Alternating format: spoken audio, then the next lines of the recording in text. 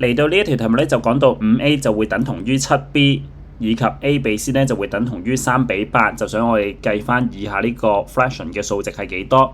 咁由於 5A 就等同於 7B 啦，因此亦都可以寫得到 A over 7咧就會等同於 B over 5。變相我哋呢個 A 比 B 咧就會等同於呢個7比5。題目亦都俾咗 A 比 C 咧就會等同於3比8。你會見得到咧，而家我哋兩個嘅關係大家都共同有嘅咧就會呢個 A， 咁所以我哋就將呢兩個數值咧就拉翻埋一齊，咁我哋就拼翻個 A、B、C 之間嗰個 ratio 嘅關係。咁我哋就攞翻個 LCM 啦，7同埋3嘅 LCM 咧都會係21，咁所以對於我哋上邊以下呢個關係咧，7就乘3啦，咁所以5亦都乘3咧就變咗做15。至於下邊呢一度咧，咁我哋今次3比8咧，我哋就變咗21比56，喺呢一度咧就3乘7就係21，咁8乘7咧就係56。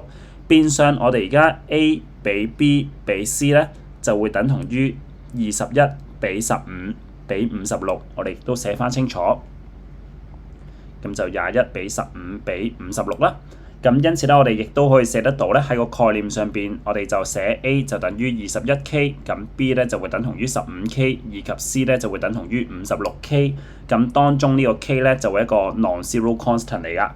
咁而家題目咧就想叫我哋計翻以下呢個份數嘅數值，咁我哋就直接將呢啲 A、B、C 代翻入去。首先就會係2乘21K 再加翻56K， 再 over 翻呢個21K 再加翻2乘15K。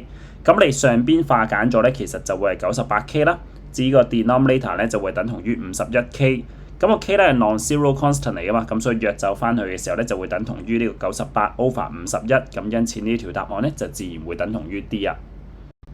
喺呢度亦都 mark 翻低，今次呢個咧就會係 method 2。呢一個 presentation 嘅模式咧就係長題目嘅寫法，咁同咧就必定要將每一個步驟寫得清楚噶。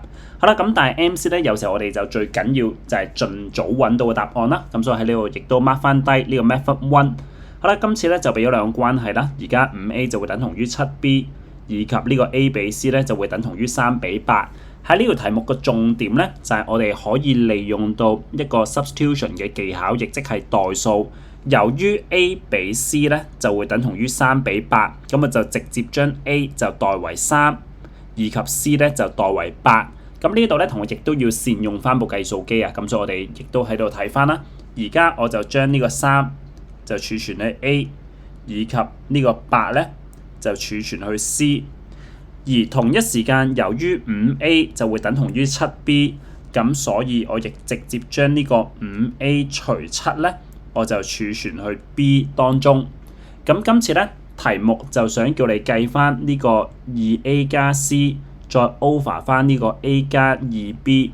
咁所以喺呢一度咧，我哋亦都就咁打翻啦。而家開翻括號啦， 2A 加 C， 然之後咧就再除翻呢個咧就會 A 加 2B。